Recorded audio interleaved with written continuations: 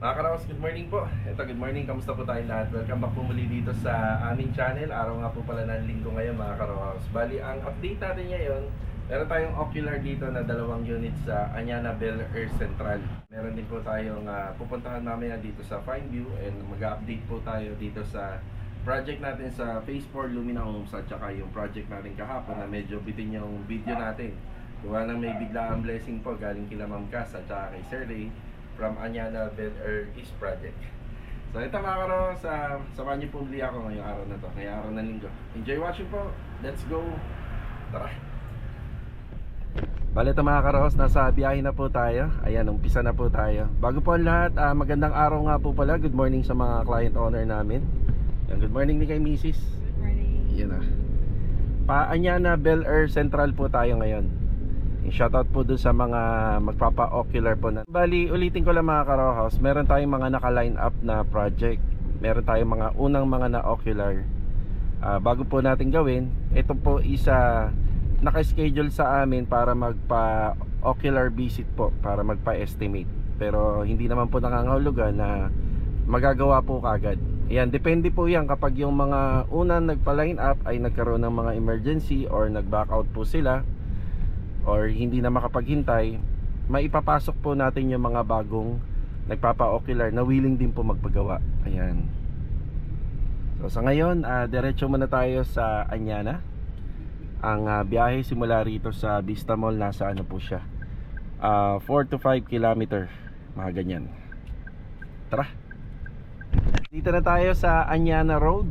Ayan, pagdating natin dito, nandito na nakapaligid yung mga subdivision ng Anyana. Ayun, nakakamiss dyan sa Anyana Bel Air East Project. May mga magiging project pa po tayo dyan mga karohouse. Ulitin ko, maraming salamat po uli kila Ma'am Cass at saka kay Sir Ray sa biglaang blessing kahapon, araw ng Sabado. Nabusog po ang tropa, tsaka napakasarap po ng pagkain. Maraming salamat po. Okay, bali nandito na po tayo. So isang Tokyo model unit din dito sa Anyana Bel Air Central. So ito yung pinaka bare finish na turn over sa kanila. So yung plano rito syempre yung pinaka fence at saka yung balcony. Tapos dito yung extension na gagawin po rito sa my corner area, medyo malaki compared dun sa dati namin naging project. Yung unit po na to is bare finish, halos wala po siyang tiles, wala ring kisame. Tapos yung sa partition, hindi na rin po yan pinagawa. Ayan, bali ocular lang po ito mga karohouse, pero nag-usap naman kami na hindi po namin to magagawa kagad. So magbibigay lang ako ng quotation. Ngayon kung magkasundo, ila-line up po natin. Tapos dito, alam naman natin yung mga restriction ng renovation dito. Open po ng 2 meter by 2 meter tong area. Tapos dito, ang plano nila, kitchen and laundry space. Ngayon kung papayagan na nakaslab to, mas maganda pa mga karohas kaysa sa bubong or yero lang. Ang plano ho yata nila client na ilagay dito lahat ng location ng condenser na magiging aircon sa first floor at saka sa second floor. So dalawang toilet and bathroom, pero yung isa dito sa second floor, bali i-expand po nila. May walk-in closet din, 2 bedroom, isang bedroom 1, and yung master's bedroom sa harapan. And mga karohas, ito yung ating ocular visit dito sa sa Anyana Bel Air Central. So hindi na ho tayo magtatagal dito, meron pa po tayong isang pupuntahan pa. Okay. Bali okay na po tayo dito sa isang na ocular natin. Bali Tokyo model unit nga rin po pala yun. Tapos yung second ocular visit naman natin dito ay dito rin po mismo sa may Anyana Bel Air Central. Ayan, hahanapin na lang po namin yung bahay nila client, nagpapa-ocular.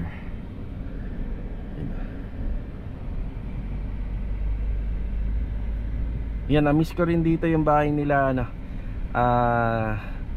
Sir Cornelio, no? Tsaka si ano pangalan nun? Ma'am Arsenio Garcia. Yan, shoutout po.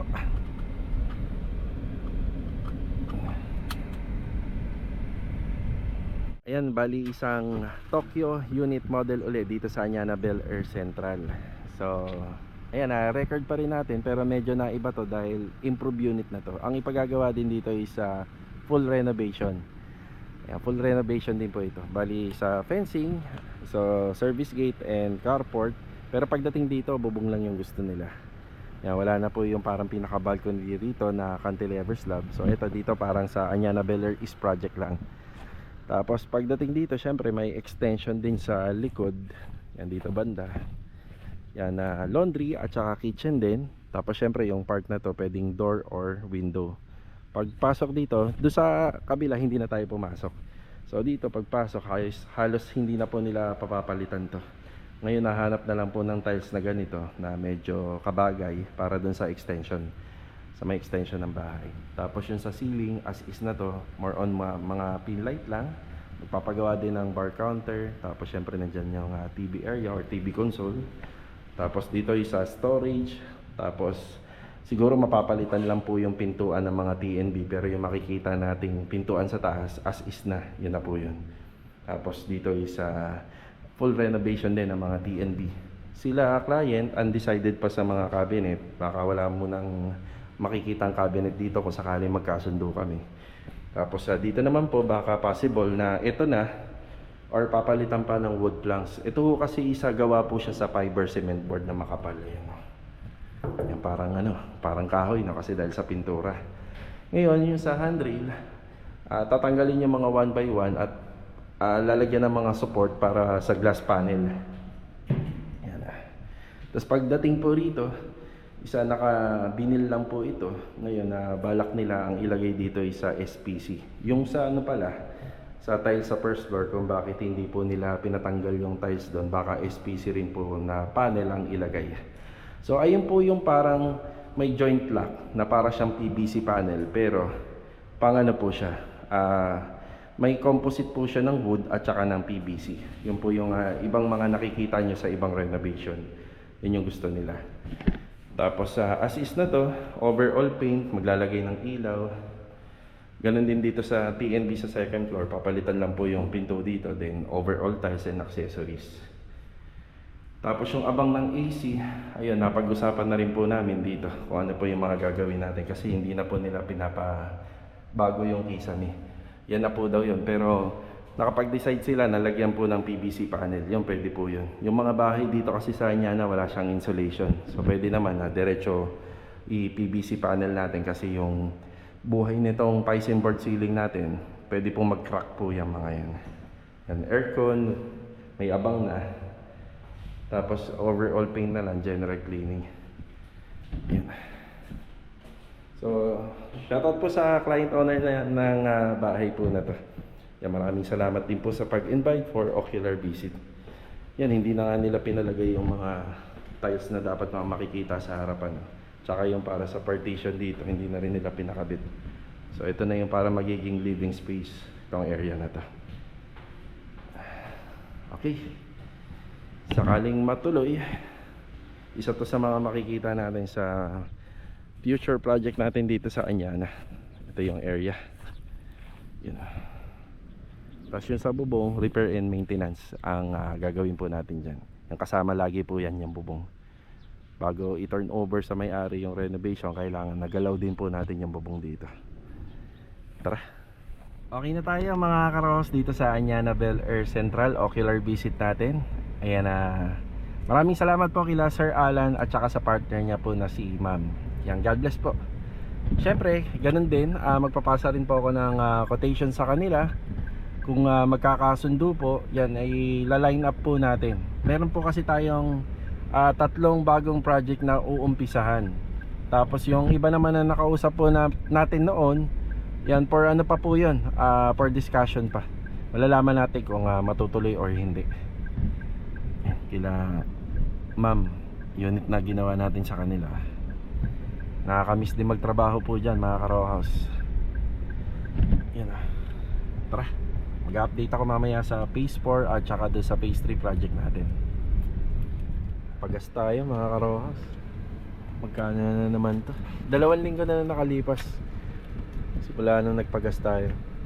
And for the first time, nag-unbag po si Mrs. ng 1,000. Grabe ka. Maraming salamat ha. Thank you, thank you. Napakalaking tulong talaga nito, grabe. Sobra. Mahirap pala makita mag-drive. Oo, kailangan mag-ambag ka. Kita mo, 2,000 mahigit na oh. Hindi naman ako inaabot ng ganyan. Ay, 1.3 engine lang to, Avanza. Nasa 1.6 lang or 1.5 lang to nung normal pa yung presyo ng gasolina. Ngayon uy! Ano yan? 2.7? 2.8? Ala. Ala, 2.9 na. 2.979. Okay na po yan, sir. 2.979. Patay. Salamat po, sir. Thank you. Oh no. 2.979. Grabe, buti nag-ambag si Mrs. ng 1K. Laking tulong talaga. Tapos mamaya bigyan mo ko to kaya. Naku po. Oh, ito ha, paabuti natin ng 3 weeks to. Pag natin gamitin, naabot talaga to. Ay.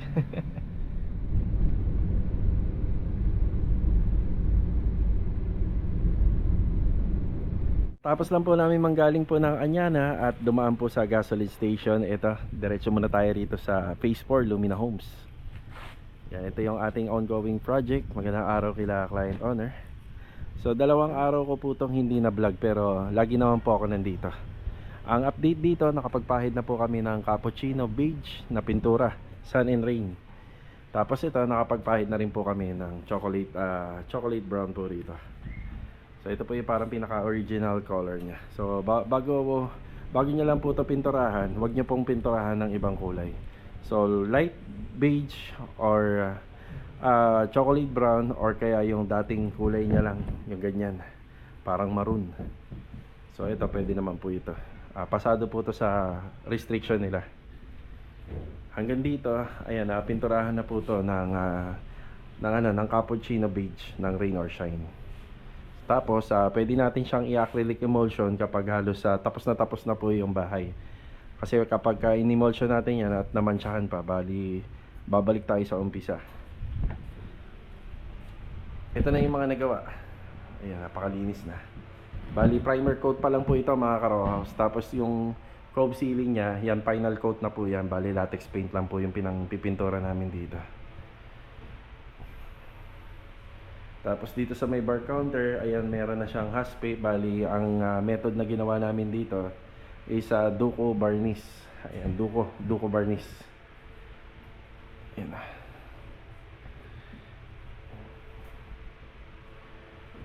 Sa mga kwarto, final na po to. Yung kwarto, magpapahid na lang po ng top coat pero uunahin mo na yung mga kornisa.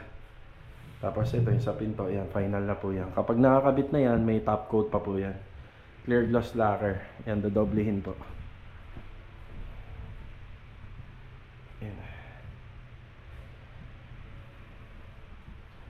Bali siguro end of April, first week to second week, turnover na po natin itong unit.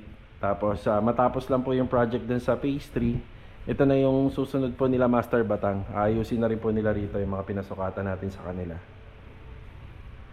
Yan mga karos, hindi ko na vlog to ng 2 araw. Ito na po yung mga nagawa rito. Yan, syempre kailangan may update din tayo dahil lagi nanonood sila client owner. 'Di ba? Tara.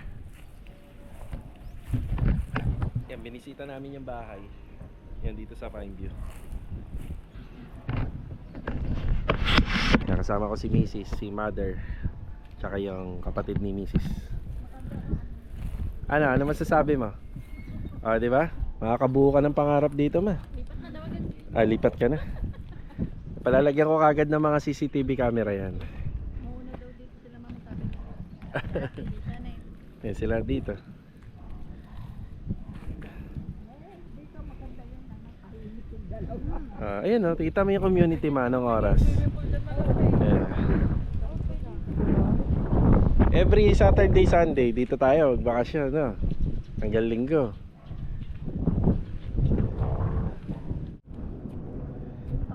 Yan, nalalakihan daw si Mother dito sa unit. Pero 120 square meter lang po ito. Hindi, sanay kasi tayo sa maliit eh. Kaya pagdating dito malaki. Yeah, pwede ka magtanim dyan. Bago ka lumipat, magtanim na tayo ng papaya, malunggay. Papaya. Oh, papaya para may i-harvest ka. Talong. Talong, di ba? Taba. Pero kapag ka may budget na, saka na natin papagawa na yung mga ano, at least papakinabangan mo pa yung lupa. Yan, ayos na tayo rito. Yan, nakita na ni mother yung bahay. Yan na. Tara. Bali mga karaos, nandito na tayo sa Lumina Homes Phase 3. Ayan, bago matapos yung vlog natin, yan, mag-update tayo rito sa project natin. Yan, kahapon medyo naputol yung vlog natin dito, maiksi lang yung vlog natin. Meron tayong biglaang blessing sa dating client owner natin sa Anyana, Belar East. Again, maraming salamat po kay Ma'am Cass and Sir Ray. Yan, maraming salamat po. So ito nga nakikita nyo mga nakasako na to. Ito yung mga lupa na nahukay po natin doon sa project natin dito sa Phase 2, yung bagong row house project natin.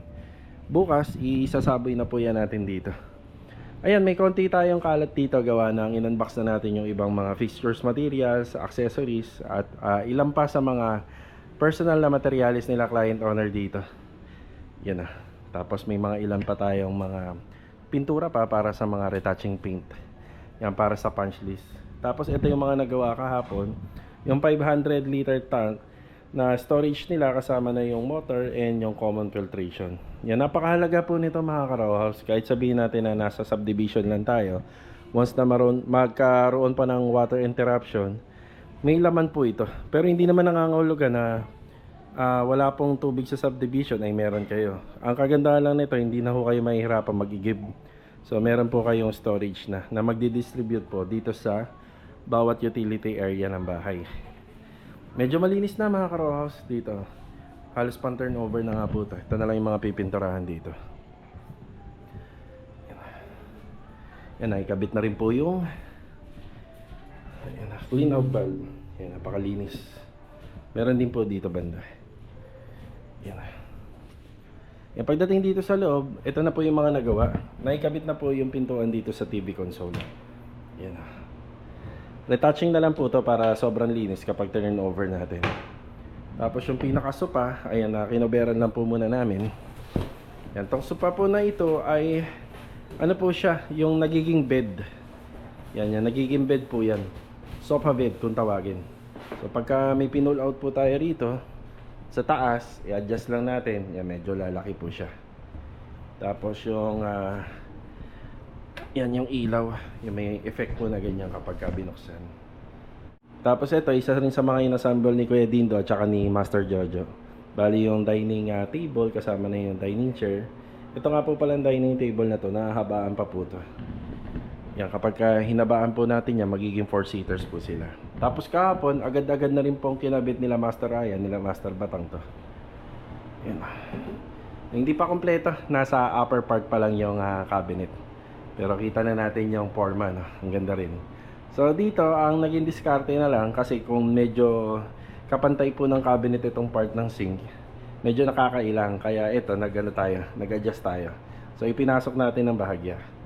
Yan, para kahit naman po paano, hindi nakakailang maghugas. Yan, meron pa tayong mga makikita dito sa part na to, sa pinaka-laundry nila. Tapos ang kulang na lang ng sliding door po na to, kanyang handle, lock and handle. Kasi kinabit na rin po pala dito yung sa basin cabinet.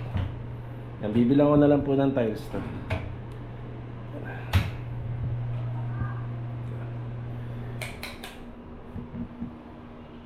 Tapos yung pinaka-storage natin dito sa staircase below, ayan, nalagyan na po ng handle.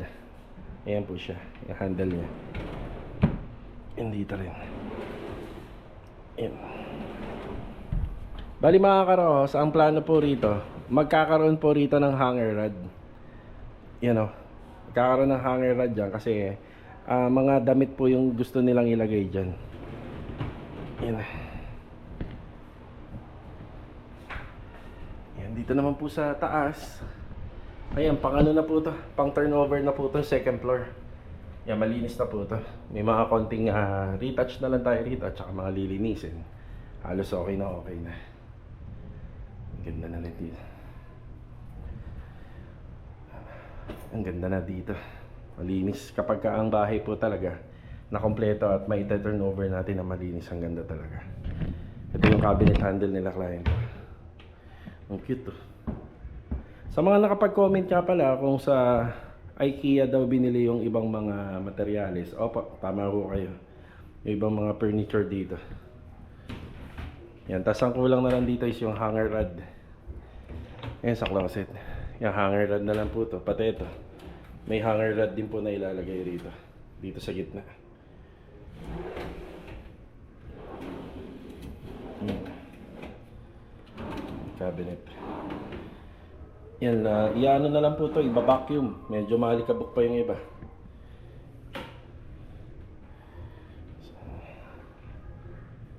Halos kumpleto na. Pati dito sa taas. Yan, meron din po mga handle. Ang cute ng ginamit na handle, oh. Yan, bilog tapos color gold. Ganda. Tapos ito wala na. Gawa ng, ano naman po ito, naka 45 cut angle naman po yung mga pintuan. Kaya hindi na po natin kailangan ng handle dito. Ayan. Tapos nandito yung lampshade. So ito yung purpose nung kung bakit may open dito. Yan po yung pinaka lampshade nila. Kung na-align na rin po yata ito. Ay hindi pa. Yan, may alignment pa po ito. Ito kompleto na rin na.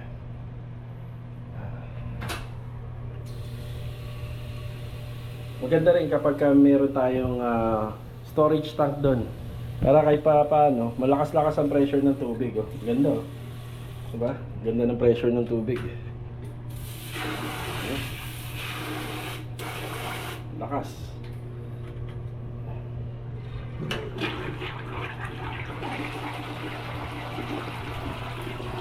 Pagka bumibili kayo ng water closet, may makikita ka yung maliit na button. Meron malaki. Ito po, kapag halimbawa umihi lang kayo. So, yung volume na ilalabas ng tubig niya, hindi ganun kadami.